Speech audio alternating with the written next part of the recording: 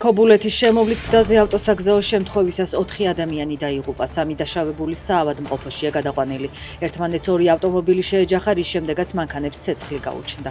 თბილისის ბაგაბაღებს რძის პროდუქტებით ბელარუსული საწარმო და შავსიაში მყოფი ქართული კომპანია მოამარაგებენ. შესყიდვის ღირებულება 5 მილიონ ლარზე მეტია. ტენდერში ინდმეწარმე მანანა ღვინცაძემ გაიმარჯვა. ღვინცაძე ბაღების მომარაგებას მინსკის რძის საწარმოდან და შპს რძის გზადან მიღებული პროდუქციით აპირებს. რძის გზა 2024 წელს ვალდებულებების არაჯეროვანი შესრულების გამო შავსიაში მოხდა. შპს-ის წარმომადგენლებსა და ღვინცაძეს სავარაუდოდ ნათესაური კავშირი აქვთ. დონეცკის ოლქში კონსტანტინოვკაში რუსებმა ბაზარი დაბომბეს, დაღუპულია 3 და დაშავებულია 4 ადამიანი. ადგილობრივი სამხედრო ადმინისტრაციის ცნობით დაზიანებულია სავაჭრო პავილიონები, მრავალსართულიანი შენობები და ელექტროგადამცემი ხაზები.